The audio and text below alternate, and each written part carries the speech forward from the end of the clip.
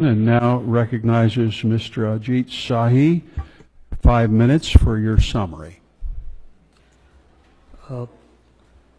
Honorable Chairman and Congressman Franks, thank you so much for inviting me here. I come from India, and as you've read my brief profile, much of the things that I have to say in my oral testimony, of course, has been covered by my co-panelist, Mr. Sifton. Two things are very important to know about the current status of human rights in India. One is, why is it happening? And two is, where do we see it going from here? The first part, Mr. Sifton, towards the end of his oral testimony, he hinted at it. And he said, we should recognize that Mr. Modi's BJP party is an actor. I would like to make a small amendment to that, and I would say it is the director and not just the actor. It is the producer of human rights violations in India. It is the director of human rights violations in India because it springs from an organization which is fundamentally racist, human rights, an organization that has indulged in human rights abuses and violence for nearly 90 years. This is an organization which is known better by its acronym called RSS, which is a self-avowed, self-confessed Hindu supremacist organization. And the BJP is a political wing of that organization. And Mr. Modi is not only the best-known leader of that organization, he is also the Prime Minister of India, coming from the BJP, which is the political heir, the political wing of the RSS, which part of its documentation, part of its core principles is to turn India into a Hindu nation where non-Hindus, who are about 20% of India's population of 1.3 billion, the non-Hindus such as Muslims and Christians, as well as Sikhs, they do not have any rights, or they have far fewer civil and political rights than Hindus have. That is a stated goal of the RSS, and that is how it has been since 1925 when this organization was set up. This organization was one of the people who was the main assassin of Mahatma Gandhi in 1948. There has been lingering doubts about his involvement with this organization, even though this organization has consistently denied it. The fact is that he worked very closely with members of this organization back in the 1930s and the 40s before he went on to assassinate Mahatma Gandhi, who upheld the principles of secularism and India being a diverse country, as Congressman Trent Franks noted. I want to talk about the fact that what has been happening with the rise of Mr. Modi's government is that the hate-filled and bigoted ideology of the RSS has become one of the big motivations behind the widespread human rights violations across India, especially since he became Prime Minister. So we need to understand why this is happening. It is not as if this is happening, this is being done externally by some other people. It is being carried out by people who are connected with the government of the day, and therefore who will have the courage or the conviction of that courage to carry out any kind of counter, presenting a counter to such activities.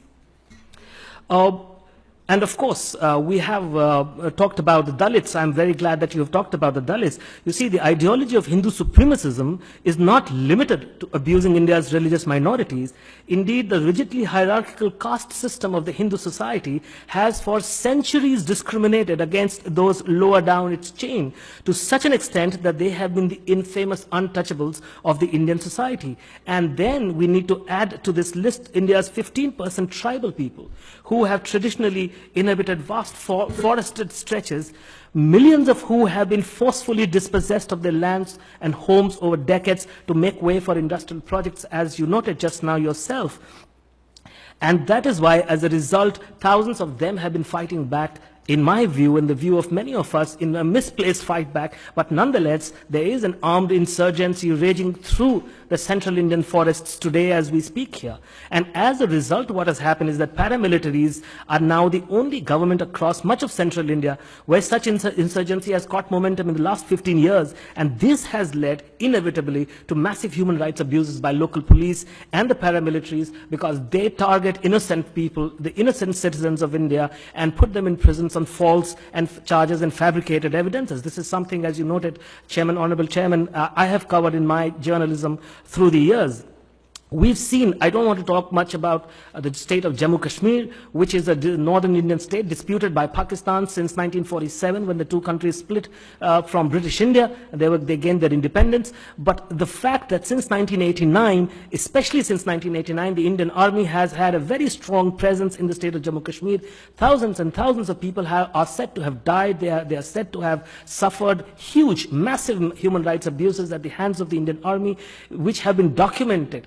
There have been, you talked about the northeastern states of India. There's a law since 1958 on the statute of the Indian Constitution, the same Indian Constitution that guarantees equality before law. There's been a statute in the Indian Constitution which says that armed forces have special powers over certain regions of the country. And for the last 50 years, under those special powers, they have had complete and total impunity from all the crimes that they have committed against the local people there. Just 2 days ago, and I have mentioned that in my written testimony, just 2 days ago, the current chief of the Army's Eastern Command Wing, which is under which that region comes, he clearly said there is no problem. There's no problem with that Armed Forces Special Power Act.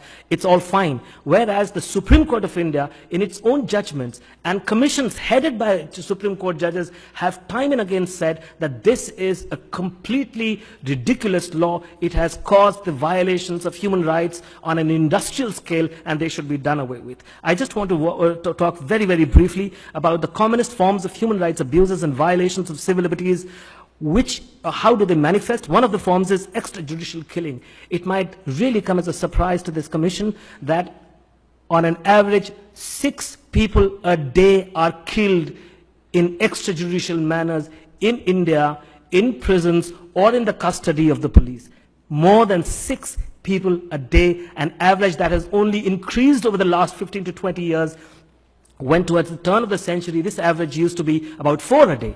And that is what has been increasing. Across India, well over 1,000 people die every year in the custody of police or in prison.